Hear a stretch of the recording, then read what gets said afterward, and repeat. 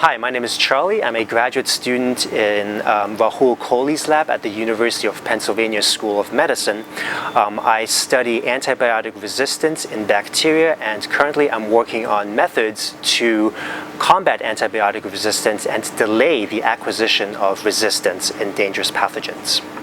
I was born in China, and at the age of 3, my parents and we left China and actually moved to Germany in Munich. And in 2003, I came here to the States, and so that's when I started American high school and then went to college in the States. In Germany, I was actually kind of a mediocre student. Grades weren't that good. But then when I came here, I don't know why, but somehow I just got really motivated. I guess the major difficulty during this period was actually the language. So having just moved here, I had no trouble really with the science, the math and stuff, but for these writing intensive classes like AP European History or English literature, it was a little bit more of a challenge. I took organic chemistry in college, kind of just because I registered as a biochem major, and that just really hooked me into science.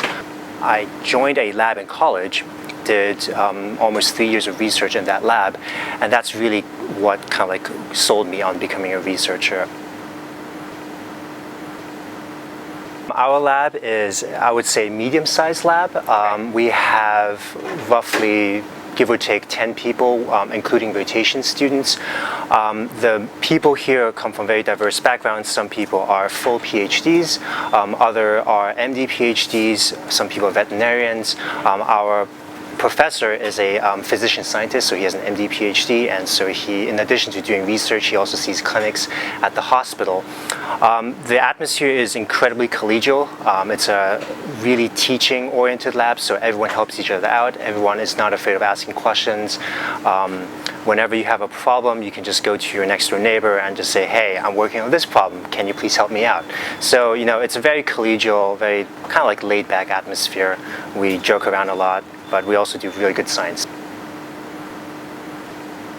One major goal that I have, or I'd like to see this progress, is that, at this stage we have a major problem in trying to combat antibiotic resistant organisms. And so what this lab does, we investigate alternative methods of combating antibiotic resistance. Specifically, we want to slow down the acquisition of resistance. When you look at old pictures of scientists, they're typically male, they're typically, white, but that aspect of things has changed tremendously. I think nowadays science is an incredibly diverse field. You have people from all sorts of backgrounds. Just looking at our lab, people think that science is very homogenous. All people are these sort of awkward, nerdy type people, and that's not true. The other misconception I'd like to address is that there's somehow this misconception out there that to be a scientist you have to be incredibly smart or a super genius to even make it, and that's also absolutely not true. Obviously, being smart is a plus, but there's so much more to that. Persistence, hard work, creativity, and the ability to use your hands, which is something that many people don't appreciate. For a person who wants to get into science, they should be encouraged by this, because it's not one single factor that determines whether or not you'll become a scientist or even, do well in research. There are many different things. Approach a lab and then just ask if you can spend some time working there, observe how scientists interact and work. I think that's an invaluable experience. It's certainly helped me, and I know of many others who it's helped. The other thing about research, I just wanted to say that doing science and being working in a lab is not just sitting on a bench mindlessly doing experiments. There are many other aspects of doing science that can kind of sometimes distract you a little bit from occasional failures in the lab. A lot of people teach.